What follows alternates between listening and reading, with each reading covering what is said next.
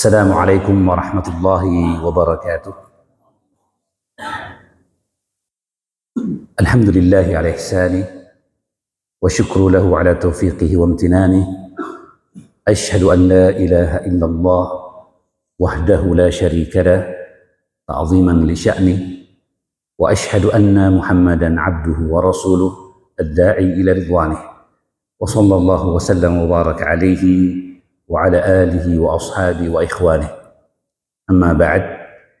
Hadirin jamaah salat subuh yang dimuliakan Allah Subhanahu wa taala. Alhamdulillah, kita memuji Allah Subhanahu wa taala. Kita dibangkitkan di atas kalimat ikhlas, di atas fitrah Islam dalam agama Nabiullah Muhammad sallallahu alaihi wasallam dan millah bapak kita Nabiullah Ibrahim alaihi salam. Dan semakin besar kesyukuran kita bahwa kita masih berada di bulan-bulan yang utama dan akan menjelang datangnya bulan yang paling utama. Kita sekarang berada di penghujung bulan Sya'ban, dan bulan Sya'ban dalam keterangan yang datang dari baginda Nabi sallallahu alaihi wasallam, beliau senantiasa berpuasa di bulan Sya'ban. Bahkan kata istri beliau Aisyah radhiyallahu taala anha, kana yasumu Sya'bana illa qalila. Beliau berpuasa Sya'ban kecuali beberapa hari saja. Bahkan dalam riwayat yang lain, kana yasumu Sya'bana yasiluhu bi Ramadan. Beliau puasa Sya'ban penuh lalu disambung dengan bulan Ramadan. Ketika ditanya oleh sahabat Usama bin Zaid, mengapa engkau banyak berpuasa bulan Sya'ban? Kata beliau, dzalika syahrun yakfulu anhun nas. Bulan Sya'ban bulan yang terabaikan. Baina Rajab wa Ramadan, bulan yang berada di antara bulan Rajab dan Ramadan. Bulan Rajab salah satu dari bulan-bulan yang haram, bulan-bulan yang utama tentu saja. Ramadan puncaknya bulan keutamaan. Akhirnya yang tengah-tengahnya terjepit, cenderung terabaikan. Maka Nabi banyak berpuasa mengharapkan keutamaan ibadah ketika orang-orang melalaikannya. Lalu beliau mengatakan, wa huwa syahrun turfa'u fihi al-a'mal wa ana uhibbu an turfa'a amali wa ana sha'imun. Dan dia bulan diangkat pada bulan itu amal-amal soleh dan kebajikan dalam setahun, dan aku senang diangkat amalku dalam keadaan aku sedang berpuasa. Inilah bulan Sya'ban, menjelang datangnya bulan Ramadan. Maka izinkan kami mengingatkan diri kami dan hadirin seluruhnya untuk bagaimana kira-kira kita menyambut datangnya bulan Ramadan. Apa yang mesti kita persiapkan agar kemudian kita mudah-mudahan termasuk dalam golongan orang-orang yang mendapatkan bulan Ramadan dan membawa keutamaan dan keberkahan serta kesucian bulan tersebut. Allahumma amin. Allahumma barik lana fi Sya'ban wa ballighna Ramadan. Semoga Allah berkahi bulan Sya'ban kita dan kita semua diantar kepada bulan Ramadan.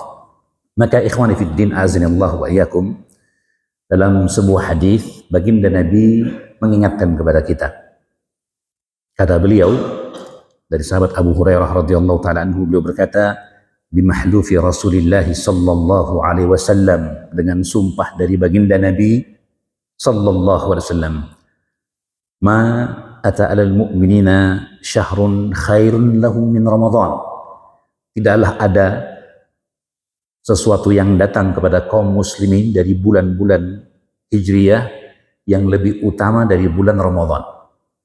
Wa ma ata alal munafiqina syahrun syarrun lahum min Ramadan. Sebaliknya, tidak ada bulan yang paling jelek bagi orang-orang munafik kecuali bulan Ramadan. Jadi Ramadan, kata baginda Nabi, bulan terbaik bagi orang-orang beriman, tetapi justru bulan terjelek bagi orang-orang munafik. Mengapa demikian? Baginda Nabi menyampaikan hadisnya, melanjutkan hadisnya. Kata beliau, wa dzalika lima yu'iddul mu'minuna minal quwwatil ibadah. Mengapa menjadi bulan terbaik bagi orang beriman?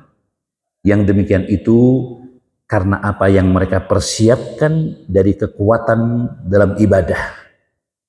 Jadi kaum muslimin bukan bersiap dengan makanan, ya, untuk pabuka dan sebagainya, tidak. Yang paling penting mempersiapkan diri untuk bisa kuat dalam ibadah, untuk senantiasa konsisten dan komitmen penuh dalam menghambakan dirinya kepada Allah Subhanahu wa Ta'ala. Kenapa? Karena dia bulan yang paling utama. Ya. Sebaliknya orang-orang munafik, mengapa menjadi bulan yang terjelek? Kata baginda Nabi, "Wa ma yu'iddul munafiquna min ghaflatin nasi wa auratihim." Dari apa yang dipersiapkan oleh orang-orang munafik, dari kelalaian orang-orang beriman dan aurat mereka. Maksudnya, kata para ulama, ketika orang-orang beriman fokus dengan ibadah, mengejar keutamaan bulan Ramadan, maka yang terjadi tentu saja mereka akan lalai dari perkara dunia. Ya, mereka lebih fokus untuk ibadah, ya. Kemudian akhirnya ini dimanfaatkan oleh orang-orang munafik. Dan tentu saja setiap kali ada ketaatan pasti ada usaha untuk menggelincirkan. Maka orang-orang munafik memanfaatkan itu dengan berbagai cara. Ya, kurang lebih mungkin seperti yang dulu orang bilang telenovela, ya. Kalau sekarang drama seri, sinetron, ya, dan acara-acara yang melalaikan dari ibadah dan ketaatan, membuat seseorang melewati bulan Ramadan hari-hari, ya, dengan sia-sia begitu saja. Na'udzubillah min dzalik. Maka Nabi menutup hadisnya dengan mengatakan, wa gunmun lil mu'min yaktanimuhu al-fajiru. Dalam riwayat yang lain, nikmatun lil fajiri. Maka bulan Ramadan adalah sesuatu yang paling berharga bagi orang-orang beriman, modal utama, sesuatu yang spesial bagi orang-orang beriman. Yaktanimuhu al-fajir, namun digunakan, dimanfaatkan dengan cara yang batil oleh orang-orang fajir. Dalam riwayat yang lain, nikmatun, azab bagi orang-orang fajir, bagi orang-orang munafik. Ya, maka ini kedudukan bulan Ramadan. Karena itu, perkara pertama yang harus kita siapkan, kata para ulama, menghadapi bulan Ramadan adalah menghadirkan dalam hati kita keagungan, kemuliaan, keberkahan, serta kesucian bulan Ramadan. Ini harus kita hadirkan.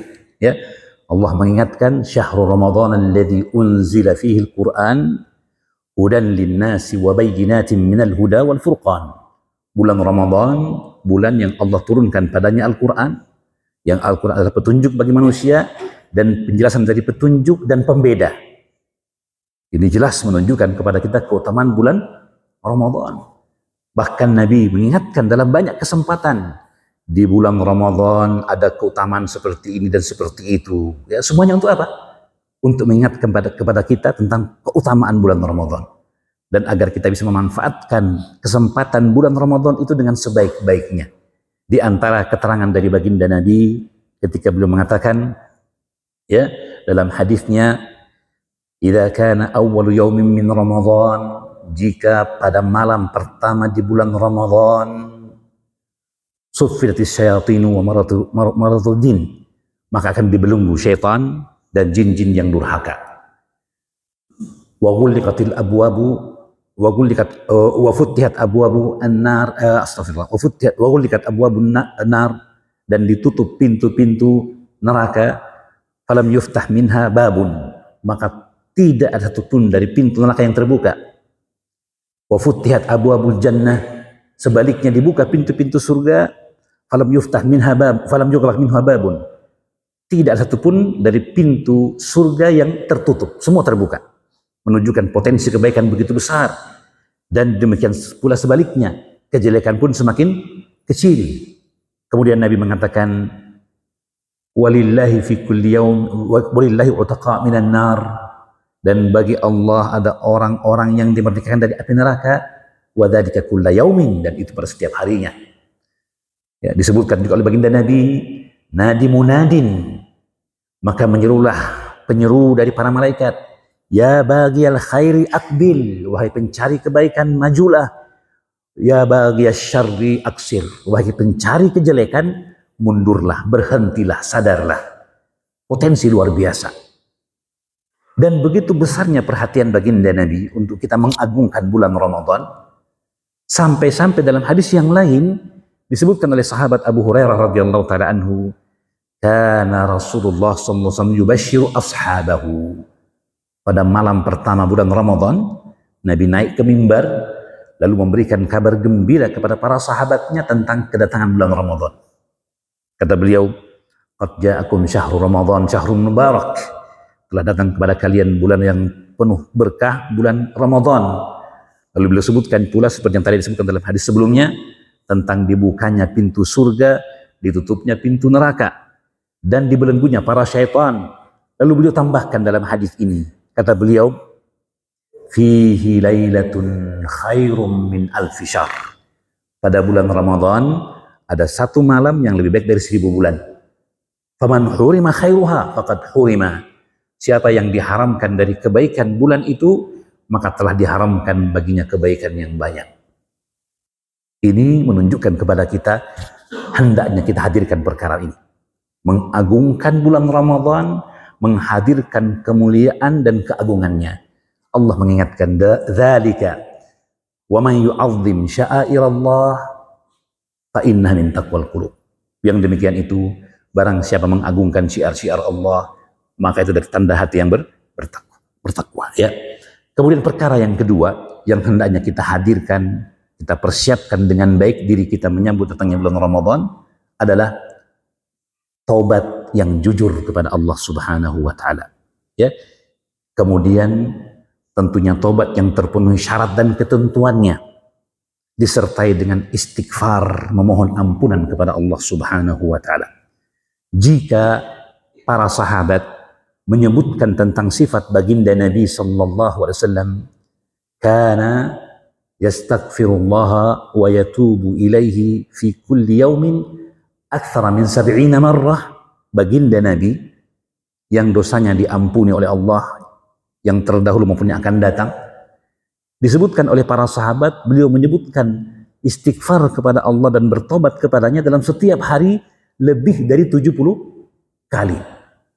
Bagaimana lagi dengan kita yang penuh dosa dan kesalahan? Dan bahwa kita ingat, ketika menghadapi suatu amal kebaikan yang akan datang segera, ternyata di pembuka amal tersebut kita disyariatkan juga untuk meminta ampunan. Ya, sebagaimana kita disyariatkan meminta ampunan setelah selesai menunaikan amalan. Kok bisa? Lihatlah baginda Nabi sallallahu alaihi wasallam. Ketika beliau menyampaikan apa yang disebut dengan khutbatul hajah, khutbah yang dibaca oleh para khatib pada hari Jumat di berbagai belahan dunia, innal hamdalillah dan seterusnya. Ya. Di antara kalimat-kalimatnya apa? Innal hamdalillah nahmaduhu wa nasta'inuhu wa nastaghfiruhu. Kita memuji kepada Allah, memohon pertolongan hanya kepadanya, dan memohon ampunan dari segala dosa dan kesalahan. Istighfar. Kalau ini pembuka, baru akan menyampaikan nasihat, bimbingan dan arahan. Ternyata kita diminta untuk meminta ampunan kepada Allah SWT. Ya, demikian pula di penutup amal ibadah setelah selesai sholat, yang pertama diucapkan oleh baginda Nabi adalah istighfar. Ya, ini semua ada faedahnya tentu saja, agar setelah beramal kita tidak bangga dengan amalan. Sebaik apapun amal yang kita kerjakan, pastilah masih punya kekurangan dan kita pun masih punya kelalaian di dalamnya. Maka mintalah ampunan kepada Allah. Dan yang paling penting sebelum beramal ini tadi, di antara pentingnya amalan, tentunya kita semua mengetahui firman Allah, innal hasanat yudhibna as-sayyi'at. Namanya amal soleh itu menghapuskan dosa dan kejelekan, kan begitu ya?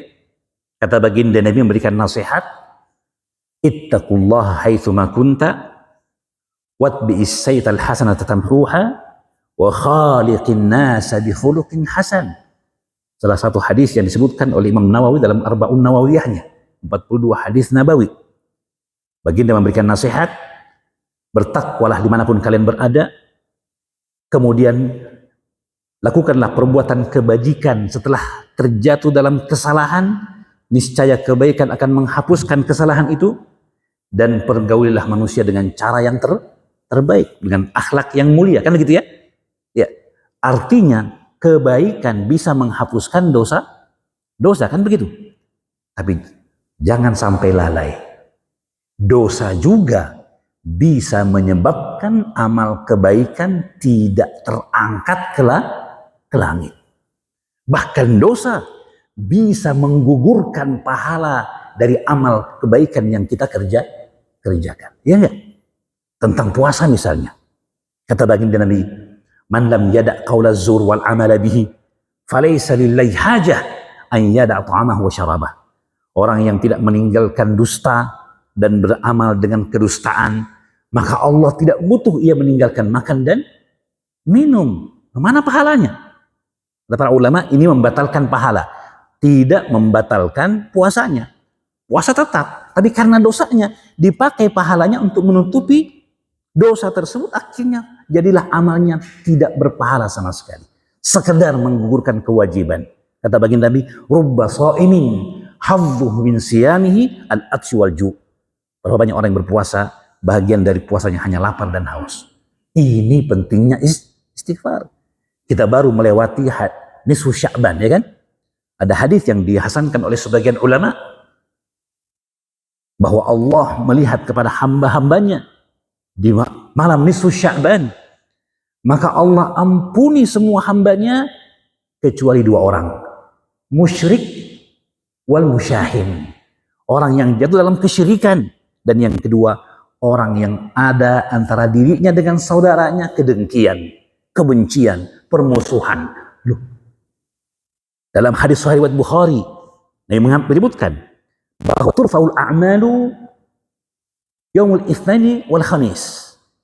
Amalan diangkat setiap pekannya dua kali, yaitu hari Senin dan hari Kamis. Makanya Nabi senang berpuasa Senin Kamis.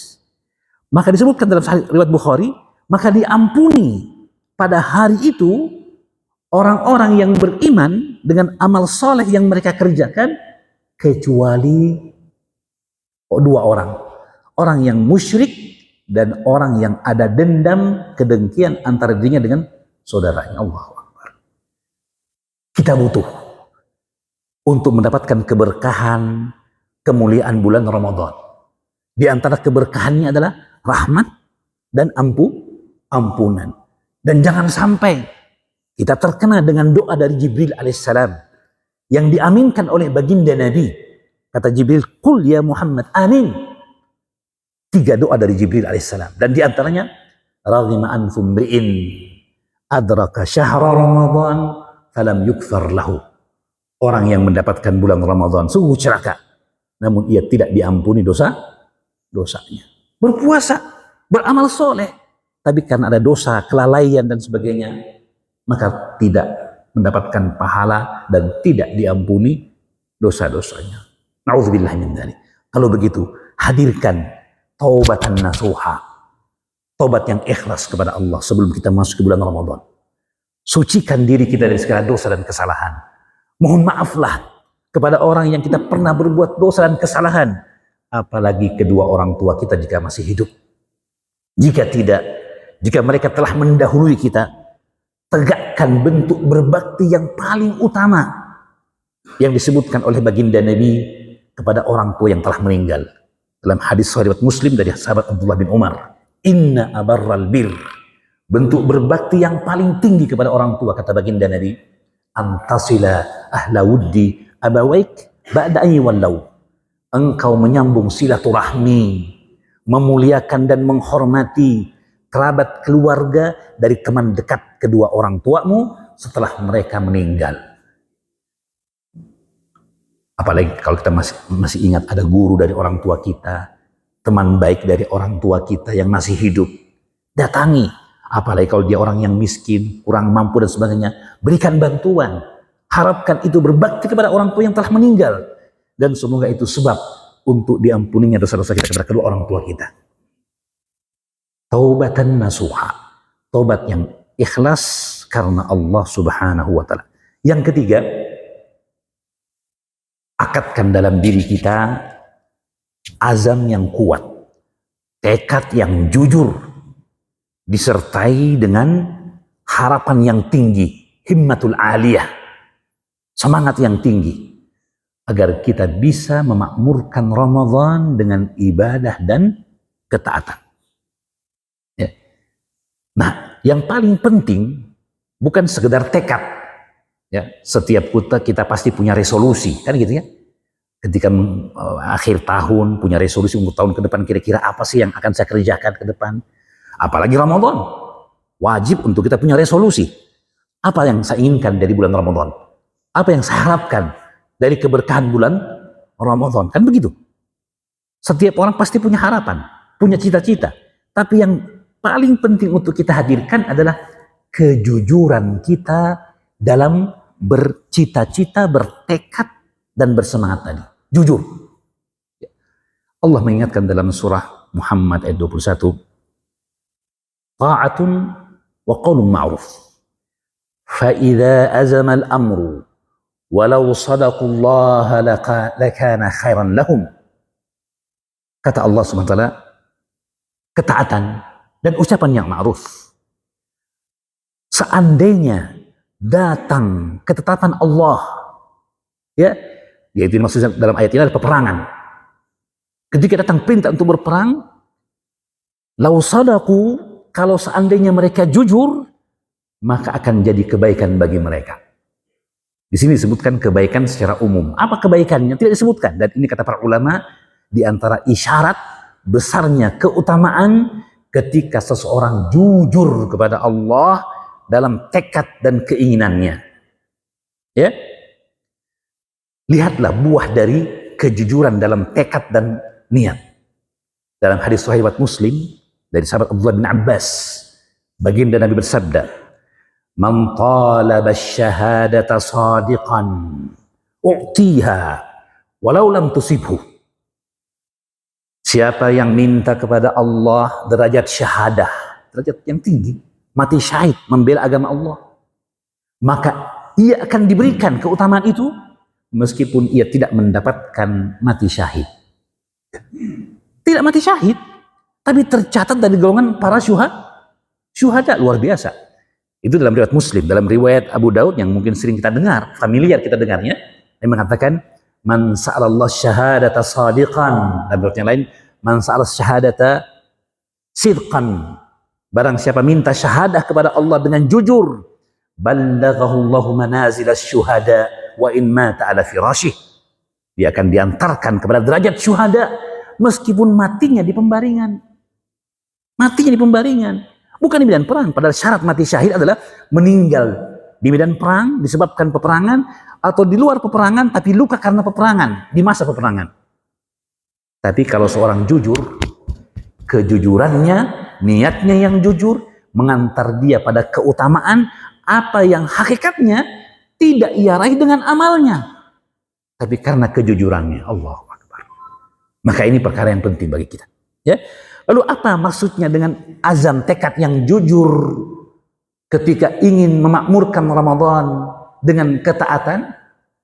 Diisyaratkan oleh para ulama dalam tafsirnya tentang ayat surah Muhammad tadi, yaitu bahwa banyak orang punya obsesi, punya harapan. Ramadan insya Allah saya punya target seperti ini.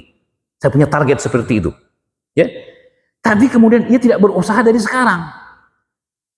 Padahal orang yang jujur, maka pasti ketika dia punya harapan, ia sudah mulai menata dari hari ini untuk bisa mendapatkan harapan dan mimpinya. Ya kan? Semakin tinggi mimpi itu, semakin semangat kita untuk menyusun tangga untuk meraih mimpi kita, kan begitu ya? Tidak mungkin kita kemudian tiba-tiba sampai kepada impian kita tanpa usaha dari sekarang. Nah, ini diingatkan. Ya. Kita bisa introspeksi diri kita. Bagaimana keinginan kita, harapan kita menjelang Ramadan di tahun-tahun yang lalu. Dan apa hasil yang kita dapatkan dari amaliyah kita di bulan Ramadan tersebut. Ternyata terkadang tidak sesuai harapan. Kenapa? karena kita lalai. Ya. Kita punya obsesi harapan, lalu kita melalaikan amal hari ini. Ya, ketika datang waktu yang ditentukan, yang kita tunggu-tunggu, semangat kita telah luntur karena kita tidak menjaganya sejak sekarang. Itulah sebabnya bulan Sya'ban dijadikan oleh para ulama sebagai bulan latihan menuju bulan Ramadan. Ya, para ulama mengatakan Rajab bulan menanam, Sya'ban bulan menyiram, Ramadan bulan memanen. Seorang yang tidak terlatih sejak Sya'ban untuk berpuasa, berbuat ketaatan, dikhawatirkan harapannya hanya harapan kosong untuk memeriahkan Ramadan dengan ketaatan. Mari mulai dari sekarang. Ini perkara yang ketiga. Perkara yang keempat adalah kita juga harus menghadirkan bahwa di samping keutamaan Ramadan yang begitu besar, ketahuilah Allah telah mensifatkan Ramadan dengan sifat ayyaman ma'dudat, hari-hari yang tertentu. Jam'u qillah, bentuk jamak yang menunjukkan bahwa dia sedikit. Artinya puasa Ramadan 29 hari atau 30 hari. Banyakkah itu? Katanya banyak. Tapi hati-hati. Dia disebutkan oleh Allah ayyaman ma'dudat, hari-hari yang sedikit. Betul keutamanya luar biasa, tapi juga sur'ana mayan sarif, segera dia akan hilang. Berapa banyak kita punya rencana akan begini di awal Ramadan, ternyata lewat awal Ramadan masuk pertengahan kita belum menyelesaikan harapan-harapan kita. Ya, masuk pertengahan Ramadan, insya Allah saya akan begini. Di akhir Ramadan pasti saya akan begini. Tapi tiba-tiba, sudah lebaran orang. Masih banyak PR yang tertinggal. Luput dari kita keutamaannya. Hati-hati. Taswif. Ya, menunda-nunda. Ini penyakit. Ya, maka hati-hati. Peringatan dari Allah Subhanahu wa taala untuk kita memanfaatkan Ramadan sebaik-baiknya. Jangan pikir hari terakhir, hari-hari akhir bulan Ramadan. Pikirkan dulu setiap hari yang kita lakukan. Ya, kata orang seperti klub sepak bola, ketika ingin mencari juara liga misalnya, dinasihati oleh pelatihnya, tidak usah pikir tuh klasemen kita di mana. Pikirkan saja setiap lawan adalah final, kan begitu? Itu perkara dunia. Apalagi kita perkara akhirat. Nabi ketika akan sholat mengingatkan para sahabat, "Shallu sholata muwadda'in." Sholatlah sholat penghabisan. Begitulah seorang mukmin. Ketika memasuki hari pertama Ramadan, dia tidak berpikir 10 hari terakhir dulu. Pikirkan hari ini amal apa yang saya kerjakan. Seolah-olah mungkin sebelum buka puasa saya sudah meninggal. Dengan itu mudah-mudahan ia termasuk orang-orang yang mendapatkan keberkahan, kemuliaan dan kesucian bulan Ramadan. Ya. Berikutnya yang kelima, persiapkan diri kita dengan ilmu tentang puasa Ramadan dan amaliyah-amaliyah yang berkaitan dengan Ramadan, salat tarawih, sedekah, memberi makan. Kita pelajari tentang keutamaan amal pada hari tersebut, ya, dan cara mengamalkannya, karena kita mengetahui bahwa syarat diterimanya amalan selain ikhlas adalah ditunaikan sesuai dengan ketentuan syariat. Ya, syarat dan ketentuan berlaku dalam ibadah. Ya, ada juklak, ada petunjuk teknis dalam setiap ibadah seperti itu. Sebagaimana dalam perkara dunia. Jangan sampai kita beramal tapi tidak sesuai dengan adab yang syar'i. Bahkan melakukan pembatal-pembatal amal itu sendiri tanpa kita ketahui. Bekali diri kita. Mumpung belum Ramadan. Dan yang terakhir, ya, bekali diri kita dengan zikir-zikir yang bisa kita hafalkan, zikir yang umum dan zikir yang khusus. Zikir makan misalnya, zikir ketika tidur misalnya. Kita tahu zikir ini mendekatkan kita kepada Allah Azza wa Jalla. Jika di hari yang lain mendekatkan diri kita, apalagi di bulan Ramadan, waktunya kita murajaah doa dan zikir. Waktunya, karena keutamaannya.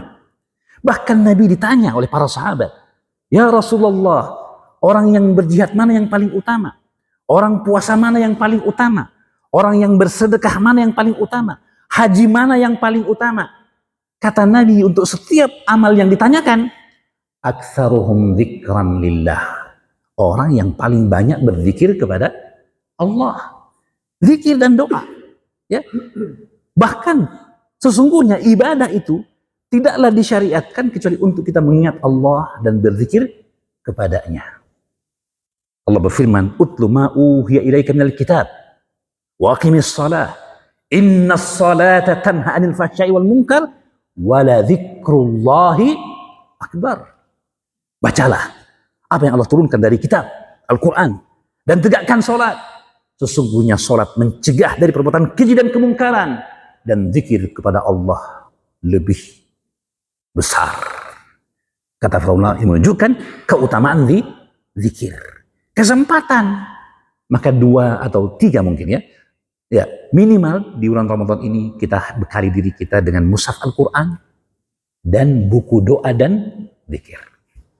Ketika ada munasabah, ada peristiwa tertentu yang dikaitkan dengan doa dan zikir, kita baca. Meskipun hanya lewat lembaran, tidak masalah. Mengharapkan keutamaan dan agar doa kita boleh jadi diampuni, diterima oleh Allah. Kita tidak tahu amal apa yang kita kerjakan menjadi sebab ampunan Allah dan rahmatnya. Kita tidak tahu doa apa yang kita panjatkan yang Allah terima dan Allah berikan dengan itu kepada kita kebaikan. Kata baginda Nabi, "La'alla ahadukum yusibuhu nafhatu min rahmatillah fala yasqa abada." Boleh jadi seorang di antara kalian pas ketika dia berdoa, pas ketika dia beribadah, ia mendapatkan hembusan rahmat Allah yang dengannya ia tidak akan celaka selama-lamanya sedikit pun. Semoga Allah menerima semua amal ibadah kita dan menerima semua doa dan permintaan kita dan memberikan kepada kita kesempatan untuk mendapatkan bulan Ramadan kali ini dalam ketaatan, keimanan, dan mengharapkan pahala di sisi Allah Subhanahu wa Ta'ala. Demikian bisa kami sampaikan. Selanjutnya mungkin ada forum diskusi, tanya jawab, kami persilahkan. Jika ada yang ingin ditanyakan, mungkin kami bisa membantu. Wallahu a'lamu bishawab.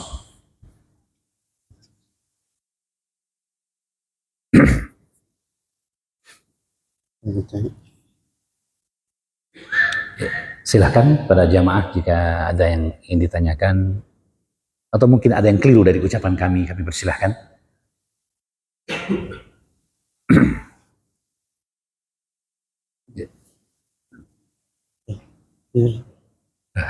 Ya.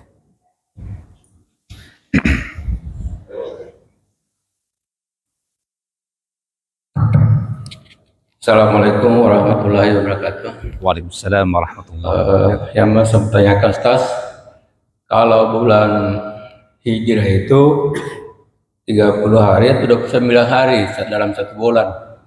Tapi kalau bulan Miladiyah ada 30 hari, ada 31, ada 28, ada 29 dalam satu bulan. Apakah dasarnya sampai berbeda?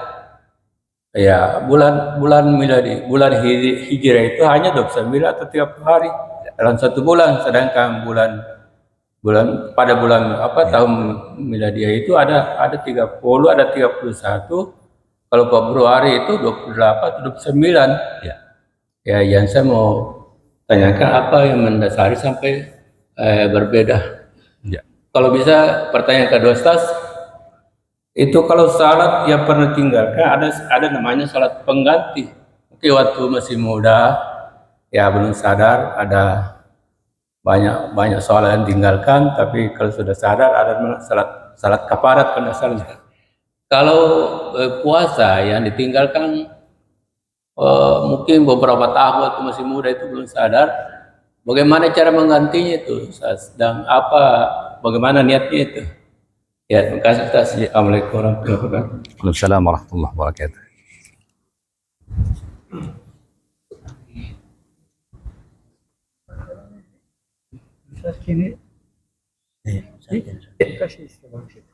Apa kita jawab dulu, Pak? Ya, bagusnya atau ya, jawab dulu Pak ya. Baik, alhamdulillah wassalatu wassalamu ala Rasulillah wa ala alihi wa ba'd. Jadi pertanyaan pertama tentang mengapa berbeda jumlah hari dalam bulan Hijriyah dengan bulan Miladiyah. Yang demikian ini sependek pengetahuan kami Pak, bahwa itu berkaitan dengan perbedaan cara perhitungan. Bulan Hijriyah dengan memperhitungkan perjalanan bulan, ya, terbitnya bulan hilal, ya. Maka karena itu berbeda dengan perhitungan Miladiyah yang dia perputaran matahari. Jadi ada istilahnya tahun kabisat, Februarinya 29, ada setiap 4 tahun, kemudian yang lainnya 28 saja, sedangkan setiap bulannya antara 30 dengan 31. Itu bulan Miladiyah, Masehi, istilahnya Masehi, ya, karena perhitungan yang berbeda. Perhitungannya adalah dengan perputaran matahari. Sedangkan jadi setahun 365 seperempat hari gitu. Sedangkan hitungan Hijriyah dengan perhitungan bulan. Sebagaimana sabda Nabi, sumu liru'yati waftiru liru'yati. Fa in gumma 'alaikum fakmilul iddata 30. Puasalah kalian dengan melihat perputaran bulan, munculnya hilal, ya, dan berbuka juga karenanya. Jika tertutup awan, sempurnakan bilangan Sya'ban 30 hari. Jadi itu sebabnya Pak, perbedaan dalam perhitungan.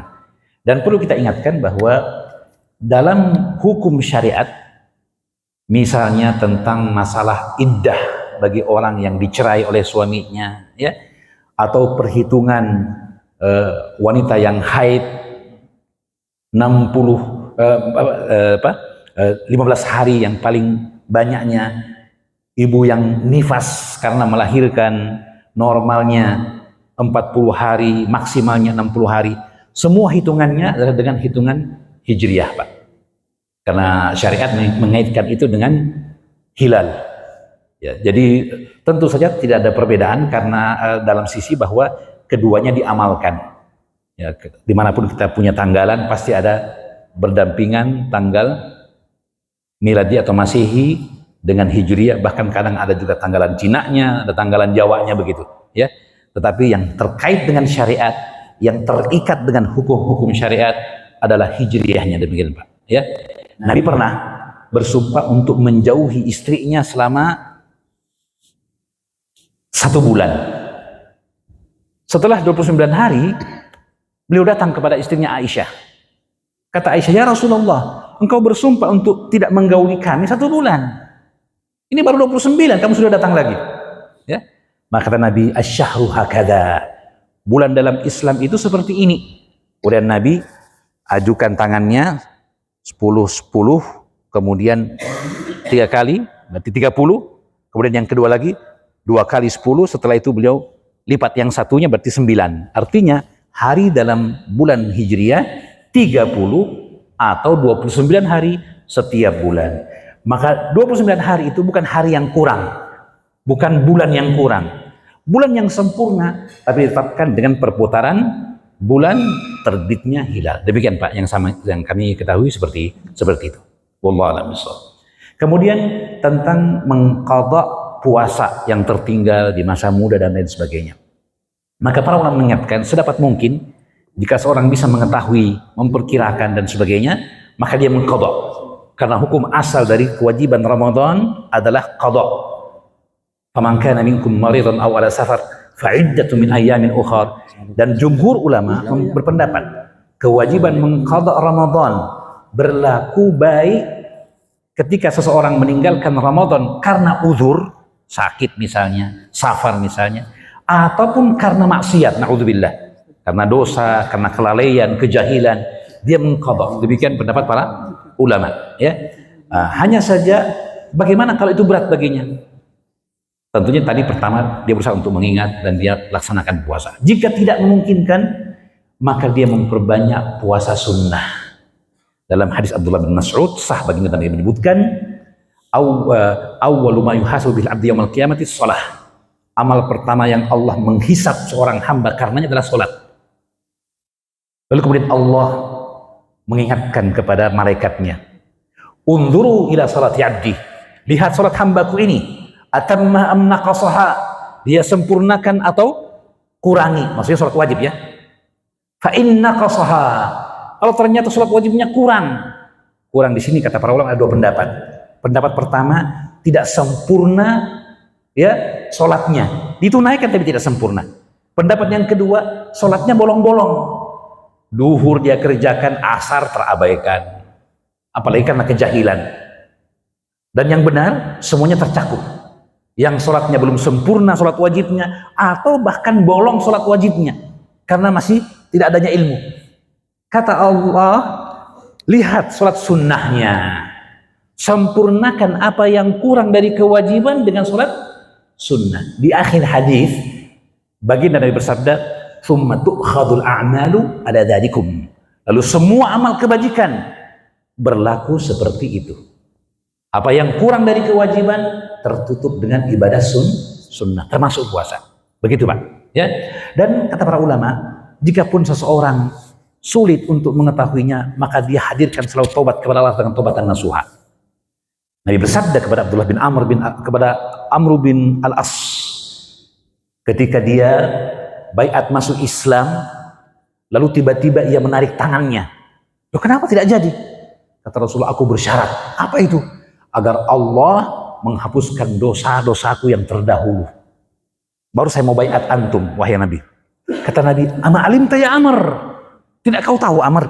Anna taubata tajubbu ma qablaha. Taubat menghapuskan semua dosa sebelumnya. Maka taubatan nasuha insyaallah ta'ala. Ya, bahkan kalau taubat nasuha itu disertai dengan berbuat amal kebajikan seterusnya, dalam surah Al-Furqan Allah mengatakan, illa man taba wa amana wa amila amalan salihah fa ulaika yubaddilullahu sayyi'atihim hasanat. Disebutkan sebenarnya dosa berbuat syirik, dosa membunuh, dosa zina, ini terancam neraka. Namun kata Allah dalam lanjutan ayat berikutnya, illa man taba, kecuali orang yang bertobat, wa amana, beriman, wa amila amalan salihah, beramal amal soleh. Dia takut dari kembali kepada meninggalkan sholat dan puasa, dia kerjakan dengan komitmen tinggi, beramal amal soleh. Orang ini kata Allah, faulaika yubaddilullahu sayyi'atihim hasanat. Satu gunung dosa-dosanya berubah menjadi satu gunung kebaikan. Asalkan taubat, beriman dan beramal soleh. Allahu Akbar. Rahmat Allah begitu luas. Mari kita kembali kepada Allah Subhanahu wa taala. Demikian, wallahu a'lam bishawab. Silakan Pak.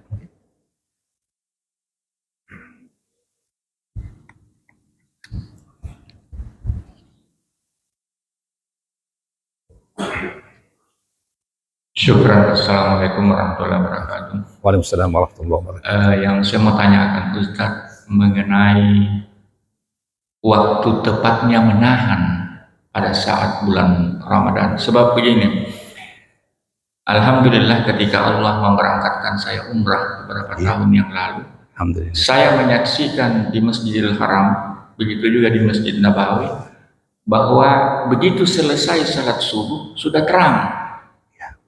Itu yang pertama. Kemudian yang kedua, dalam sejarah Islam kita tahu bahwa ketika setelah terbunuhnya Umar ibn Khattab radhiyallahu an oleh Abu Lu'lu'ah laknatullahi, ada proses di situ bahwa salat subuh itu diundur sedikit. Nah, pertanyaan saya ialah bagaimana posisi menahan yang sebenarnya supaya kita di Indonesia ini, apakah kita ikut uruf menurut aturan pemerintah atau yang bagaimana? Demikian Ustaz. Ya. Masya Allah. Pertanyaan luar biasa dari Bapak. Jazakumullah khair. Pertanyaan tentang kira-kira imsak yang benarnya itu bagaimana? Kapan kita mulai menahan? Sebenarnya imsak telah dijelaskan dengan begitu tegas dalam Al-Quran maupun Sunnah Nabi SAW. Dalam surah Al-Baqarah Allah berfirman, Kulu washrabu hatta yatabayyana lakumul khaytul abyadu minal khaytil aswadi minal fajr. Thumma atimmus siyama ilal lail. Makan dan minumlah kata Allah hingga jelas benang putih dari benang hitam dari waktu fajar. Kemudian sempurnakan puasa sampai malam. Saya kira jelas ya. Isyarat dari ayat ini bahwa makan dan minum harus stop ketika terbit fajar shadiq. Itu ketentuannya. Dan ini ijma' ulama dalam hal ini. Ya. Setelah itu waktu puasa dan hanya boleh berbuka ketika masuk waktu malam. Nah, sekarang masalahnya terbitnya fajar bagaimana? Disebutkan juga dalam hadis Ibnu Abbas misalnya, ya, bahwa yang namanya fajar shadiq itu adalah ketika cahaya itu mu'taridhan, ya, sudah terang di arah ufuk secara mendatar. Adapun kalau kadna disarhan bagaikan ekor serigala ke atas, maka dia masih fajar kadhib, fajar semu istilahnya. Kemudian Nabi ingatkan dalam hadis Bilal, kulu washrabu hatta yu'adzinu, idza adzana Bilal fakulu washrabu. Hadis riwayat Bukhari Muslim. Jika Bilal bin Rabah azan, silahkan makan dan minum hingga hatta yu'adzina Ibnu Ummi Maktum, fa innahu la yu'adzin hatta yuqal asbahta asbahta. Kalau Bilal yang azan, tetap silakan makan dan minum, berarti masih waktu halal untuk makan dan minum, ya. Sampai Abdullah bin Ummi Maktum azan. Abdullah bin Ummi Maktum ini orang buta. Beliau tidak azan, kata baginda Nabi, hingga orang mengatakan asbahta, masuknya waktu subuh, azan maki. Maka dia azan. Dalam hadis yang lain Nabi mengatakan, al-fajru fajran. Fajar ada dua. Fajrun yuhillu ta'am wa yuharrimu shalah. Fajar yang pertama, fajar semu, menghalalkan makan dan minum, namun mengharamkan sholat. Belum waktunya sholat subuh, haram itu. Belum waktunya. Tapi makan silahkan, karena belum masuk waktu imsak. Wa fajrun, fajar yang kedua, yuharrimu ta'ama wa yuhillu shalah. Mengharamkan makan dan minum dan menghalalkan sholat subuh. Maksudnya apa? Waktu fajar. Nah, ini sepakat ulama, tidak kekeluaran dalam hal ini. Ya, itulah waktu untuk orang menahan diri. Ya. Jadi kalau begitu, bagaimana Ustaz dengan hadis Abu Hurairah riwayat Abu Daud? Man sami'an nida wal ina biyadihi. Siapa dengarkan adzan sementara piring masih di tangannya, gelas masih di tangannya, sendok yang berisi makanan masih di tangannya. Kata Nabi, fala yada'hu hatta yaqdi hajata minhu. Jangan dia letakkan sampai dia tuntaskan hajatnya. Ini kan ada hadis disahihkan oleh sebagian ulama. Hadis ini bertentangan dengan keterangan ayat dan hadis-hadis yang tadi. Banyak. Ya. Sehingga kebanyakan ulama hufadzul hadis melemahkan hadis ini. Dari sisi sanadnya pertama, dan dari sisi maknanya bertentangan dengan apa yang telah disepakati ijma'. Waktu terbitnya fajar shadiq, waktu haram untuk makan dan minum. Ini tidak. Sudah adzan, silahkan tunaikan. Sudah lewat waktu berarti. Dan yang mensahihkan dari para ulama, sebagian ulama mereka mengatakan hadis ini dibawa kepada makna adzan yang belum waktunya, sehingga boleh dilanggar. Dan kita yakin belum masuk waktu fajar, tuntaskan dulu. Adapun kalau diyakini muadzinnya adzan tepat waktu, tidak ada kata tawar.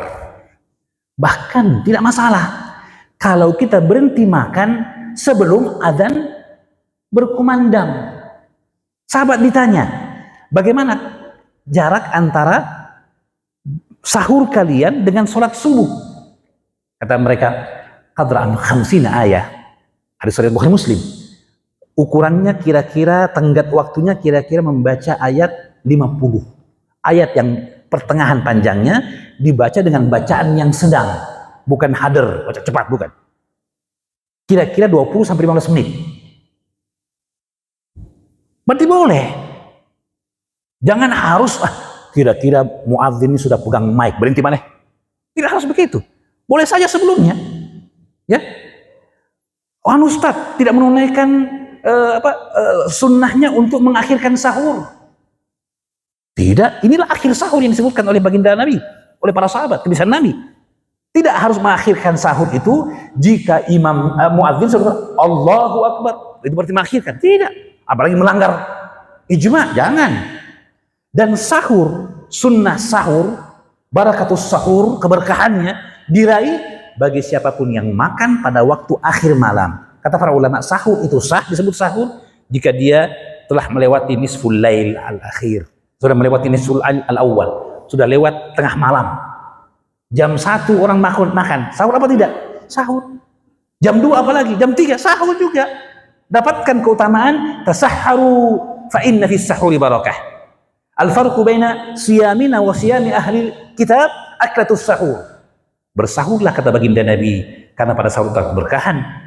Pembeda antara puasa kita dan puasa ahlul kitab, makan sahur.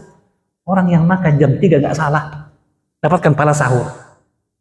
Cuma kalau mau dapatkan pahala berikutnya, mengakhirkan sahur agak mundur sedikit.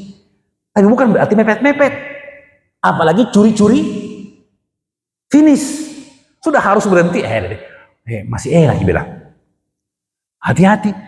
Menjaga kesucian Ramadan dan keabsahan puasa kita lebih utama. Apalagi sahur ternyata hanya sunnah. Kata Imam Bukhari dalam sahihnya, babu aklatis sahur min ghairi ijabin.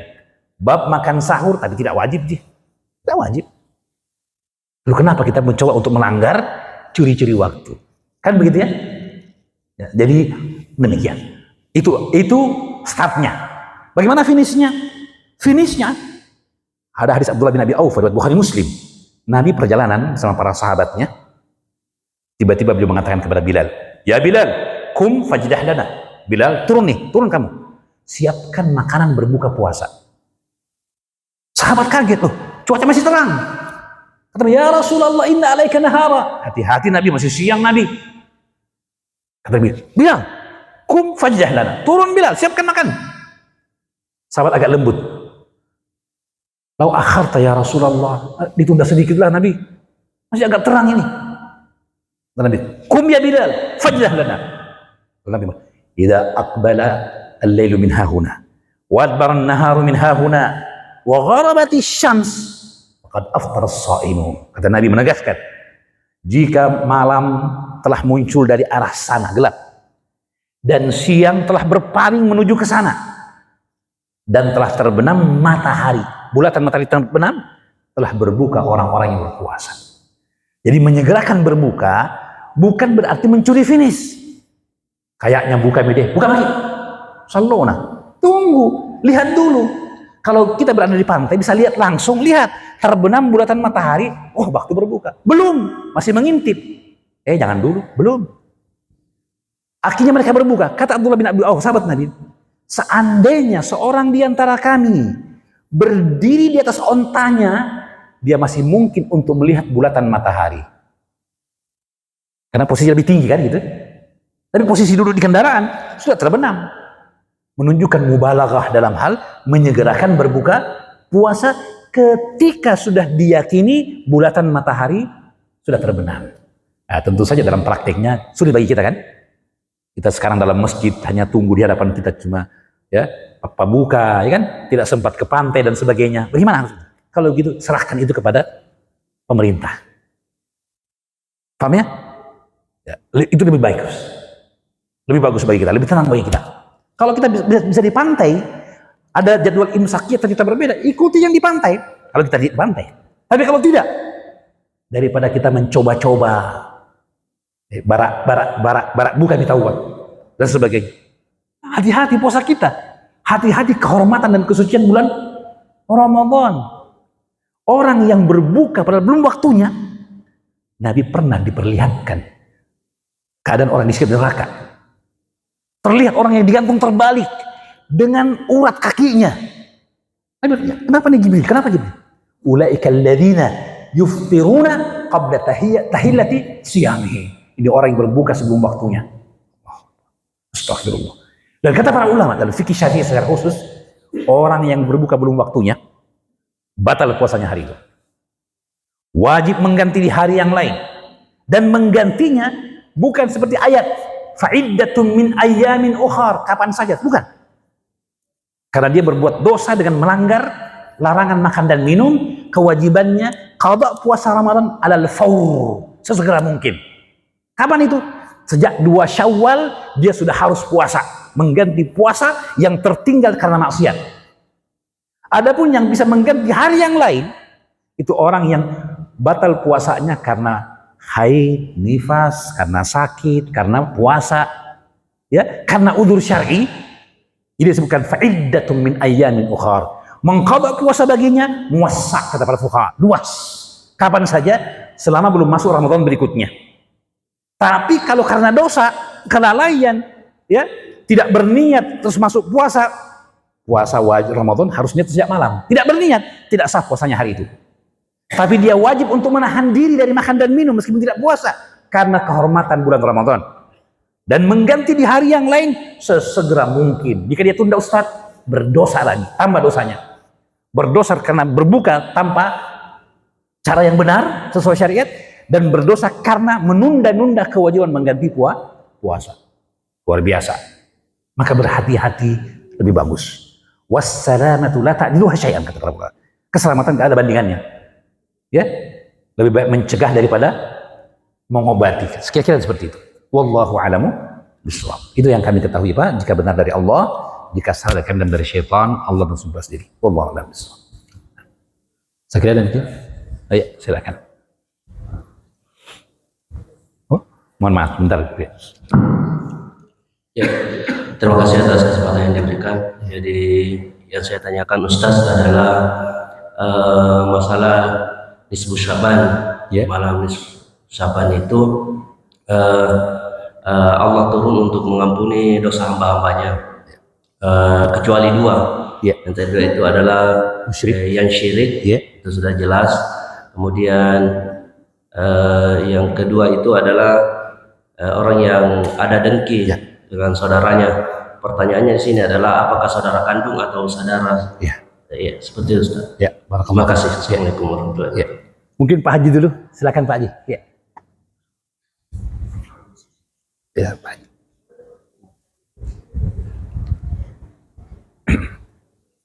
Terima kasih. Assalamualaikum warahmatullahi wabarakatuh. Waalaikumsalam warahmatullahi wabarakatuh. Sedikit masalah waktu tadi, Ustaz. Bukan semisal, tapi ini di waktu menahan sekarang yang mana diikuti. Ada sekarang menggeser waktunya, menambah 8 menit dari waktu yang telah ditetapkan. Kemudian azannya berbeda. Di sini lebih cepat azannya, kemudian di masjid lain doanya agak lambat. Demikian pula saat berbukanya nanti, yang mana yang diikuti? Apakah yang cepat doanya bunyi, ataukah yang lambat menahannya dan berbukanya? Demikian, Ustaz. Assalamualaikum warahmatullahi wabarakatuh. Ya, masih Haji. Baik, alhamdulillah wassalatu wassalamu ala Rasulillah wa alihi wasallam wa ba'd. Tadi tentang diampuni kecuali bagi dua orang, orang musyrik dan orang yang ada pada hatinya kedengkian dengan saudaranya. Saudara yang dimaksud ini saudara apa? Saudara yang dimaksud adalah saudara muslim, saudara secara umum. Ya, seperti dalam hadis yang disebutkan oleh Imam Nawawi dalam Arba'un Nawawiyah,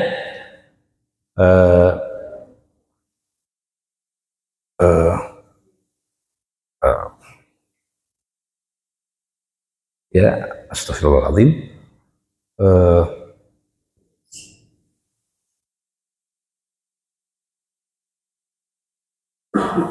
La yu'minu ahadukum hatta yuhibba li akhihi ma yuhibbu li nafsihi.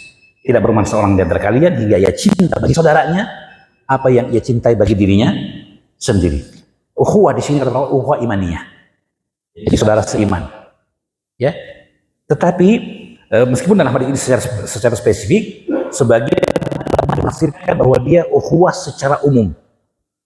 Ya, bahwa kita tidak menegakkan hak persaudaraan meskipun berbeda agama misalnya, selama kita tidak menginginkan bagi saudara kita yang terbaik seperti kita menginginkan kebaikan itu bagi diri kita sendiri. Wallahu a'lam bishawab. Tapi intinya berlaku umum. Siapapun dia, tetangga kita, ya, atau teman bermain kita, atau bahkan apalagi orang tua kita, ya, ada kedengkian, kesalahpahaman, maka segera selesaikan. Jangan sampai menjadi sebab tidak terangkatnya amal ibadah yang kita kerjakan. Kan sayang. Orang bilang eman-eman, sayang sekali. Kita beramal, tapi ternyata pahalanya tidak kita dapatkan disebabkan karena dosa dan kesalahan kita. Jadi jangan dipandang enteng dosa, dianggap bahwa yang membatalkan amal hanya syirik saja. Tidak, dosa pun bisa membatalkan amalan. Sebagaimana amal kebajikan bisa menghapuskan kejelekan. Demikian, wallahu a'lam bishawab. Ya. Kemudian tadi dari Bapak Haji tentang mana yang kita ikuti dari adzan misalnya, ya. Ya. Nah, tentunya jika kita bisa mengetahui waktu dengan baik, ya, maka kita ikuti apa yang kita yakini sebagai waktu.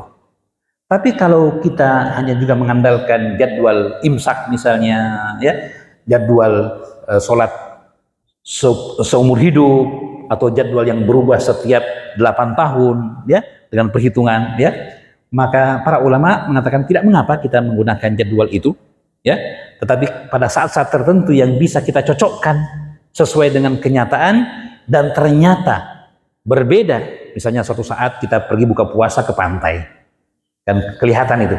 Kita bawa jadwal imsak, ada yang dari Depak, ada yang dari Ormas dan sebagainya. Kita lihat, oh ternyata terbenam, tidak, lebih cepat kita terbenamnya dibanding di jadwal misalnya. Maka kita wajib berbuka dengan apa yang kita lihat. Apa yang kita lihat, ya. Kemudian nanti hari-hari berikutnya kan tidak tiap hari kita buka di pantai. Nanti jadi tipis dompetnya misalnya, ya. Ya, maka seperti itu berikutnya kita kiaskan, atau lebih baik lagi kita cari aman saja. Kalau untuk berbuka puasa, kita ambil jadwal yang paling akhir. Itu kaidahnya. Kalau untuk waktu imsak, kita ambil jadwal yang paling depan. Mana yang paling dulu adzan, kita berhenti. Ibaratnya seperti itu. Kalau ada pertanyaan seperti ini, Ustaz, banyak masjid ini Ustaz. Kadang di masjidku belum adzan Ustaz. Masjid yang lain sudah adzan. Nah, saya masih lapar ini Ustaz. Boleh dimakan? Ada yang jawab, oh kita ikuti masjid di mana kita tinggal.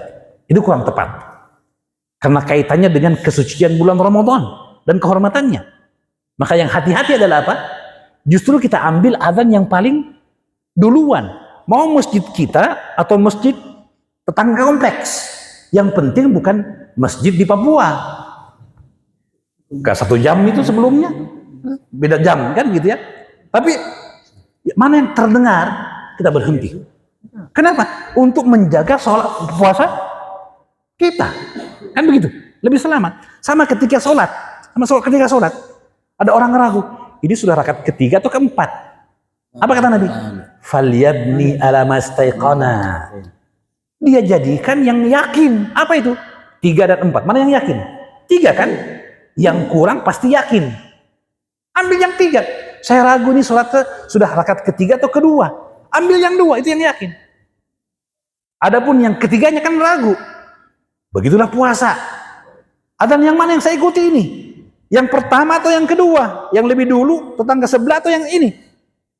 Untuk hati-hatinya berhenti dengan yang pertama kita dengar. Dan kalau bisa sebenarnya sebelum azan sudah berhenti. Karena kadang juga seperti tadi muadzinnya melambatkan adzan. Sudah masuk waktu, tapi karena dia harus siapkan mic dulu, atau terkadang juga masih batal wudhunya, berwudhu dulu, ada jeda waktu.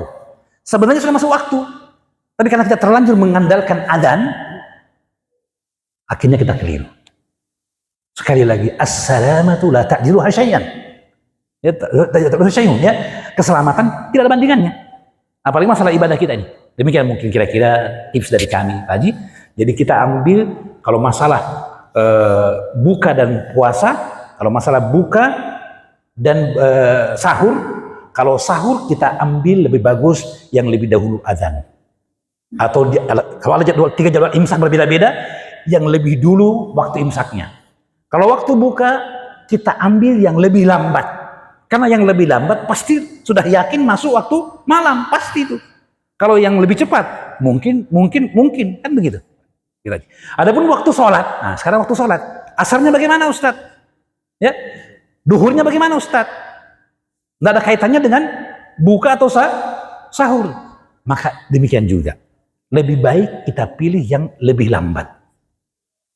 Karena yang lebih cepat ada kemungkinan sebelum waktu atau sesudah atau sudah masuk waktu.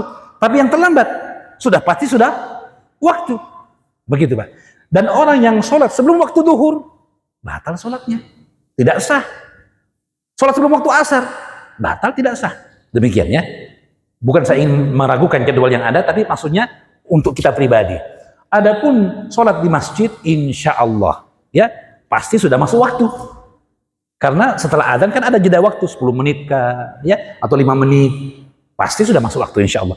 Kalaupun terjadi ada adzan yang sebelum waktu, seperti subuh misalnya, karena ada sedikit perbedaan pendapat tentang waktu subuh, apakah Sekarang itu jadwal itu lebih cepat 15 menit, lebih cepat 10 menit, lebih cepat 5 menit. Ya. Yang jelas kalaupun adanya di luar waktu, sholatnya insya Allah kalau memang ada jeda, disiapkan untuk sholat sunnah dan sebagainya, pasti sudah masuk waktu. Hilangkan keraguan. Jangan buat huru hara di kalangan kaum muslimin sampai dia ragu. Nggak mau sholat di masjid, kenapa? Nah bilang, Ustadz tuh terlalu cepat di adanya. Yuk adanya. Kalaupun adanya. Sholatnya insya Allah sesuai waktu. Insya Allah. Kita tenangkan umat agar tidak terjadi kegelisahan. Wallahu a'lam bishawab. Itu mungkin yang bisa kami sampaikan. Jadi, ya. Oh ya.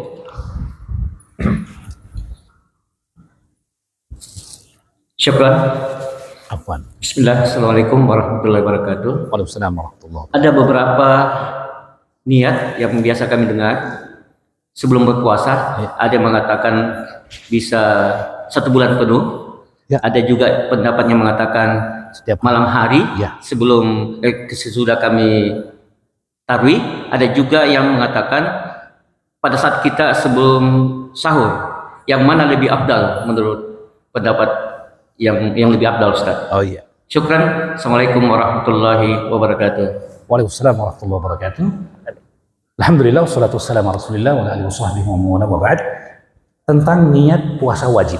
Ya, tentunya perlu kita ingat Pak bahwa puasa para ulama mengatakan ada 2, puasa wajib dan puasa sunnah. Puasa sunnah para ulama mengatakan dibolehkan niat sejak pagi hari. Dasarnya hadis Aisyah dan Bukhari Muslim, Nabi datang kepada Aisyah bertanya, "Aindaki ta'amun?" Ada enggak makanan pagi, sarapan hari ini? Kata Aisyah, "Enggak ada ya Rasulullah." Kata Nabi, "Inni idan la shaimun." Kalau itu saya puasa. Jadi untuk puasa sunnah boleh niat sejak pagi. Tapi syaratnya antara terbitnya fajar shadiq waktu imsak sampai dia menghadirkan niat sunnah belum melakukan pembatal puasa. Syarat yang kedua bahwa sebelum tergelincir matahari atau sebelum waktu duhur akad niat itu. Itu untuk puasa sunnah. Adapun untuk puasa wajib, jumhur ulama, mazhab Imam Malik, Imam Syafi'i, mazhab Imam Abu Hanifah, Imam Syafi'i dan Imam Ahmad mengatakan wajib berniat sejak malam. Ya, untuk puasa wajib. Dan untuk Ramadan wajib berniat setiap malam sebagaimana puasa wajib yang lainnya, puasa nazar, puasa kafarat dan sebagainya. Itu pendapat jumhur ulama. Pendapat Imam Malik mengatakan untuk Ramadan secara khusus boleh berniat pada tanggal 1 Ramadan puasa sebulan penuh. Ya.